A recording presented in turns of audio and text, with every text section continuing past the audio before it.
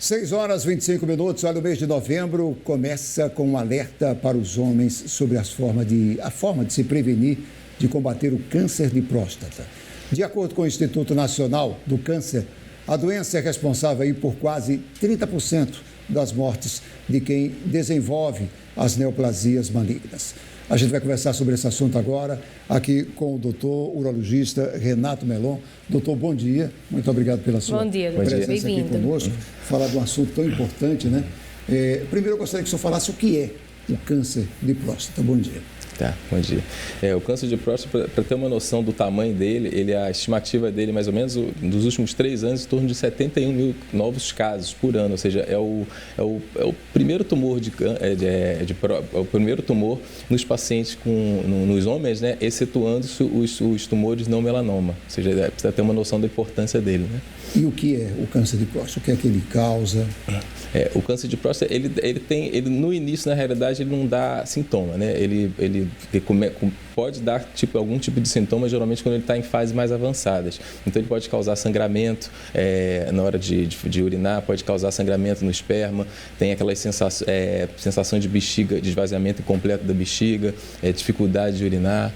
Basicamente é isso. A gente teve agora uma atualização em relação ao câncer de mama, da idade para que a mulher faça a mamografia. Tem alguma atualização também em relação à idade ou algum período para que o homem busque o médico para começar a fazer esse acompanhamento?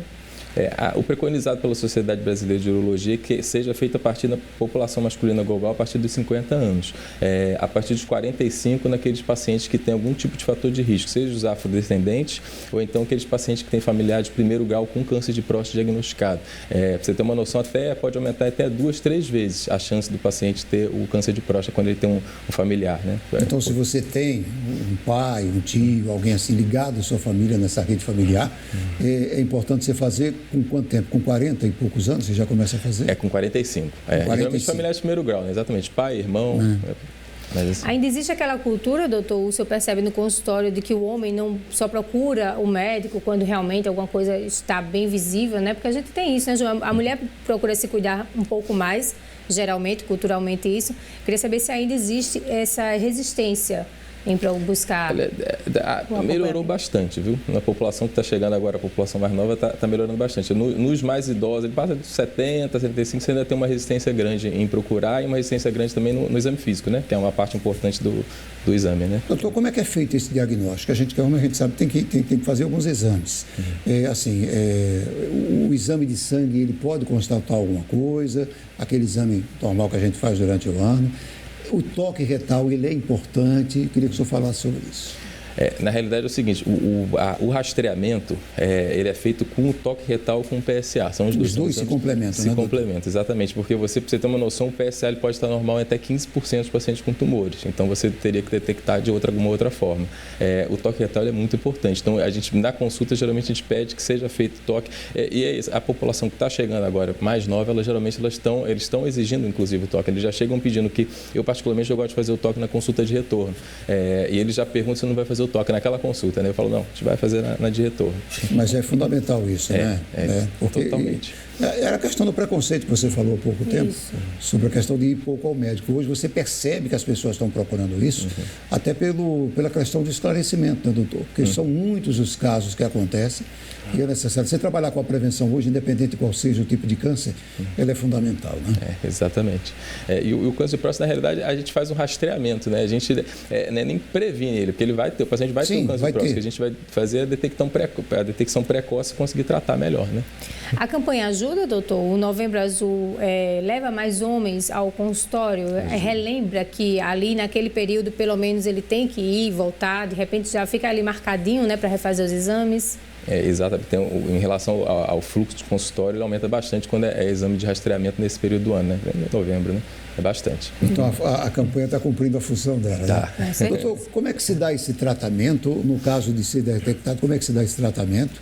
A gente tem avançado muito nesse aspecto ou não? Os tratamentos hoje são parecidos com o de 5, 6 anos atrás ou não? Teve um avanço na questão da tecnologia, na questão menos invasiva? O que é que acontece hoje?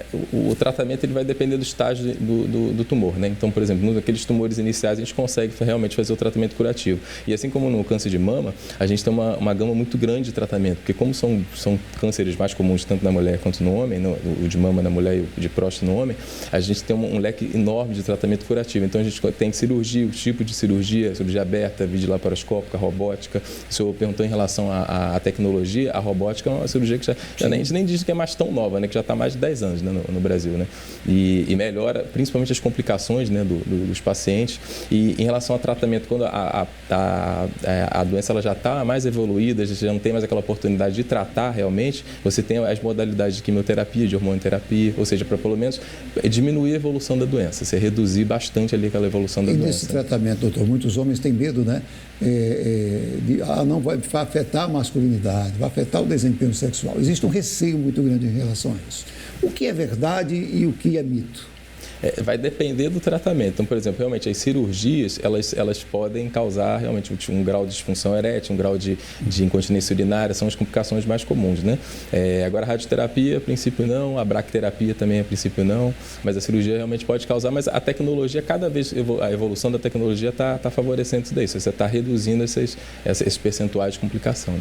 O senhor falou que tem muita gente que já chega em um estágio avançado, justamente por conta dessa questão de não buscar o tratamento ou fazer a prevenção com antecedência, né? Isso acontece com frequência, de já chegar lá no estágio avançado da doença?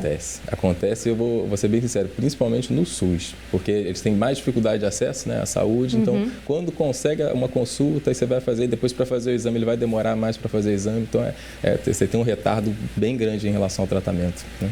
E esse é o problema, né? Essa questão de você demorar a ir ao médico, né? Um dos grandes problemas. Muitas vezes quando o homem vai, ele é a noiva que leva, é a esposa que vai leva. Vai arrastado pela mão, a filha que se preocupa, né? Porque ele está sentindo ali alguns dos sintomas. Doutor, existe uma prevalência muito grande na idade? Existe assim, né? A idade já foi maior e hoje diminuiu. Qual é a realidade em relação ao câncer de próstata? Um dos fatores de risco é a própria idade, né? O paciente acima de 65 anos, ele vai ter uma chance maior de ter o câncer de próstata. O crescimento da próstata é normal, né? Com a idade ou não? Não, é normal. Acima dos 40 anos, ele vai ter o crescimento, vai ser um crescimento progressivo, lento e fisiológico. É totalmente normal. Ele começa a dar sintoma, não em relação a câncer, mas a hiperplasia prostática benigna, acima dos 50, 60 anos já pode dar algum tipo de sintoma, mas o crescimento da próstata é normal.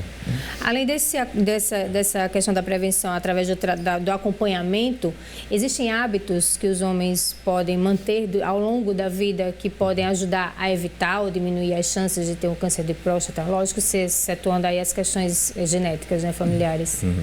Você tem esses fatores que a gente chama de fatores de risco modificáveis, né? Ou seja, ter uma dieta mais balanceada, fazer atividade física, ou seja, evitar a dieta industrializada, você evitar qualquer tipo, na verdade, isso é para a maioria dos cânceres. Todo mundo, industrializada, é carne vermelha, você evitar o sedentarismo, evitar a dieta rica em gordura, em gordura saturada. A obesidade, doutor, atrapalha? Infelizmente, pode prejudicar uma pessoa? Pode, porque é síndrome metabólica, obesidade, tudo isso daí está relacionado aos cânceres, né? Inclusive ao câncer de próstata, né? Na maioria dos cânceres também são fatores de risco. Né? Só para a gente reforçar, esse acompanhamento ele precisa ser anual a partir dos 45 anos, né? Isso vai uma vez por ano lá no médico e faz todo esse acompanhamento, né? População masculina global acima dos 50. Os que têm fatores de risco, afrodescendentes, os familiares de primeiro grau câncer de próstata, 45. E isso é fundamental, a gente falar sobre isso todos os anos, né? É fundamental. Doutor, e o que as pessoas estão mais conscientes em relação a isso? O senhor falou que essa nova geração pensa basicamente sobre isso, mas mesmo assim os números crescem, né? Infelizmente os números têm crescido. Eu falei no começo aqui da pesquisa que mostra que 30% dos casos aí de morte são através do câncer de próstata. É um assunto muito sério, né? Sem dúvida. Nos últimos 3 anos, aí, a média foi em torno disso de 71 casos anuais, né? 71 mil casos anuais. Né? Um valor muito alto. Né? Se prevenir a saída. Doutor, muito obrigado pela sua presença aqui conosco. Muito obrigada pelos esclarecimentos aqui no Bom Dia. Muito obrigada mesmo. Bom dia.